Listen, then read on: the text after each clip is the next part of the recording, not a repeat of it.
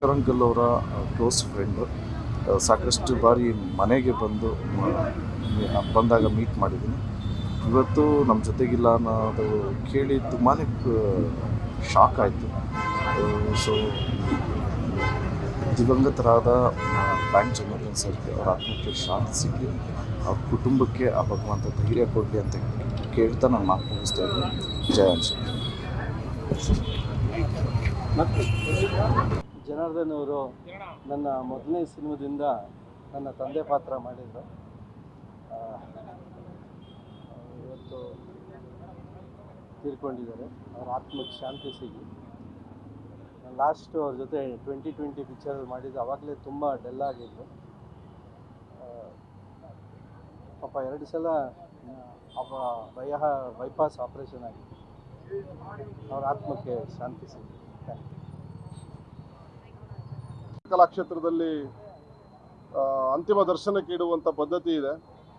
So ಅದನ್ನು ಇಡಬೇಕು ಅಂತ ಅವರ ಮನೆಯವ್ರ ಹತ್ರ ಕೇಳಿದಾಗ ಪಾಪ ಅವರು ಇಲ್ಲ ಆಗಲ್ಲ, ನಮಗೆ ಅಷ್ಟೊಂದು ಫೆಸಿಲಿಟೀಸ್ ಇಲ್ಲ ಹೋಗೋದಕ್ಕೆ ಅಂತ ಹೇಳಿದಾಗ ನನಗೂ ಏನು ಮಾಡಬೇಕು ಅಂತ ಗೊತ್ತಾಗಲಿಲ್ಲ. ಏನೋ ಅವರ ಪದ್ಧತಿ ಇರ್ಬೋದು, ಸುಮ್ಮನೆ ಅದೇ. ಆಮೇಲೆ ಸರ್ಕಾರದ ಜೊತೆ ಮಾತಾಡಿ ನೇರವಾಗಿ ಶಿವರಾಜ್ ತಂಗಡಿಯವರಿಗೇ ಮಾತಾಡಿದಾಗ ಅವರು ಅವರ PS ನಂಬರ್ ಕೊಟ್ಟರು. PS ನಂಬರ್ ಅವ್ರ ಹತ್ರ ಮಾತಾಡಿದಾಗ ಅವರು ಆಯಿತು, ನಾವು ಪರ್ಮಿಷನ್ ಕೊಡ್ತೀವಿ, ನೀವು ಅಲ್ಲಿ ಅಂತಿಮ ದರ್ಶನಕ್ಕೆ ಇಡ್ಬೋದು ಅಂತ ಹೇಳಿದ್ರು. ಬಟ್ ಆಮೇಲೆ ಬೇರೆ ಯಾರೋ ಅಲ್ಲಿಂದ ಮತ್ತೆ ಫೋನ್ ಮಾಡಿದ್ರು. ಫೋನ್ ಮಾಡಿ ಈ ಥರ ಅದಕ್ಕೆ ಆಗುವಂಥ ಶುಲ್ಕವನ್ನು ಕಟ್ಟಬೇಕಾಗತ್ತೆ ವ್ಯವಸ್ಥೆಗಳಿಗೆ ಅಂತ ಹೇಳಿದ್ರು. ಬಟ್ ನಾನು ಹೇಳಿ, ಇಲ್ಲ ಸರ್, ಅವ್ರು ಬಡ ಕಲಾವಿದರು, ಅಷ್ಟೊಂದು ಶುಲ್ಕ ಕಟ್ಟೋ ಸ್ಥಿತಿಲಿಲ್ಲ ಅಂತ. ಇಲ್ಲ ಸರ್, ನೀವು ಆಫೀಸರ್ ಹತ್ರ ಮತ್ತೆ ಮಾತಾಡಿ ಅಂದರು. ಮತ್ತೆ ಡೈರೆಕ್ಟರ್ ಹತ್ರ ಮಾತಾಡಿ ಈ ಥರ ಇದೆ ಮೇಡಮ್, ಅವ್ರು ಭಾಳ ಆರ್ಥಿಕವಾಗಿ ತೊಂದರೆಯಲ್ಲಿದ್ದಾರೆ, ಅವರ ಒಂದು ಸಾವಾಗಿರೋದೇ ಆರ್ಥಿಕವಾದ ಮುಗ್ಗಟ್ಟಿನಿಂದ ಆಗಿದೆ, ಮತ್ತೆ ಅವ್ರು ದುಡ್ಡು ಕಟ್ಟಬೇಕಂದ್ರೆ ಆಗಲ್ಲ ಅಂತ ಮನವಿ ಮಾಡಿಕೊಂಡಾಗ ಅವರು ಭಾಳ ಇದರಿಂದ ಆಯಿತು, ನಾನು ಫ್ರೀಯಾಗೆ ಮಾಡಿಕೊಡ್ತೀನಿ ಅಂತ ಹೇಳಿದ್ದಾರೆ.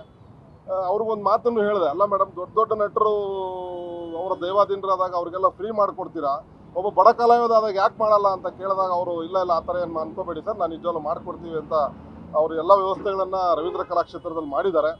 ಈಗ ಅವರ ಮನೆಯವ್ರ ಹತ್ರ ಮಾತಾಡಿ ಅವ್ರ ಪರ್ಮಿಷನ್ ತೊಗೊಂಡು ಮಾಧ್ಯಮದ ಮುಖಾಂತರ ಹೇಳ್ತಾ ಇದ್ದೀನಿ, ರವೀಂದ್ರ ಕಲಾಕ್ಷೇತ್ರದಲ್ಲಿ ಮಧ್ಯಾಹ್ನ 2 ಗಂಟೆಯಿಂದ ಸಂಜೆ 4 ಗಂಟೆವರೆಗೂ ಸಾರ್ವಜನಿಕರ ಅಂತಿಮ ದರ್ಶನಕ್ಕೆ ಇಡುವ ವ್ಯವಸ್ಥೆ ಆಗಿದೆ.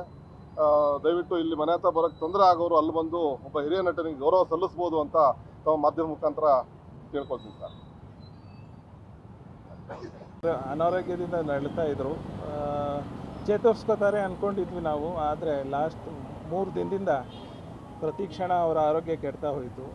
ಹಾಗಾಗಿ ಇವತ್ತು ಬೆಳಿಗ್ಗೆ 2:15 ಅಷ್ಟೊತ್ತಿಗೆ ಅವರು ಕೊನೆ ಉಸಿರು ಹೇಳಿದ್ರು. ಮಾಧ್ಯಮ ಮಿತ್ರರಲ್ಲಿ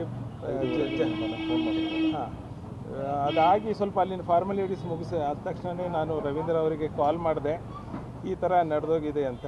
ಇವರು ಎಲ್ರಿಗೂ ವಿಷಯ ತಿಳಿಸಿ ಮುಂದಿನ ಕಾರ್ಯಕ್ರಮಗಳು ಆಗೋದಕ್ಕೆ ವ್ಯವಸ್ಥೆ ಮಾಡ್ತಾಯಿದ್ರು. ಹಾಗಾಗಿ ಈಗ ಮನೆಗೆ ಬಂದಿದ್ದೀವಿ, ಇಲ್ಲಿಂದ ಎಲ್ಲ ಕಾರ್ಯಕ್ರಮಗಳು ಏನಿದೆ ಅಂತ ಅವರು ವರದಿ ಕೊಟ್ಟಿದ್ದಾರೆ. ಹಾಗಾಗಿ ಜನತೆಯಲ್ಲಿ ಮತ್ತು ಮಾಧ್ಯಮದಲ್ಲಿ ಅವರ ಸ್ನೇಹಿತರಲ್ಲಿ ಕೇಳ್ಕೊಳ್ಳೋದೇನು ಇಷ್ಟೇ, ಅವರ ಆತ್ಮಕ್ಕೆ ಶಾಂತಿ ಸಿಗಲಿ ಅಂಥೇಳಿ ಎಲ್ಲರೂ ಬೇಡ್ಕೊಳ್ಳಿ. ಅವರ ಪ್ರಯತ್ನ, ಅವರ ಶ್ರಮ ಎಲ್ಲ ನಿಮಗೆ ಗೊತ್ತಿದೆ. ಈ ಅಂತಿಮ ಸಮಯದಲ್ಲಿ ಅವರಿಗೆ ಪ್ರಾರ್ಥನೆ ಮಾಡಿ ಅವರ ಆತ್ಮ ಶಾಂತಿ ಸಿಗಲಿ, ಮುಂದಿನ ಜೀವನ ಸುಖಕ್ಕೆ ಅವರು ಇನ್ನೊಂದು ಜನ್ಮ ಅಂತ ತಾಳಿದ್ರೆ ಇದೇ ರೀತಿಯಲ್ಲಿ ಒಳ್ಳೆ ಹೆಸರು ಮಾಡಿ ಪ್ರೇಕ್ಷಕರಿಗೆ, ಜನತೆಗೆ ಸೇವೆ ಮಾಡಲಿ ಅಂತ ಹೇಳಿ ಕೇಳ್ಕೊತೀನಿ. Sir, Krishnegowda sir,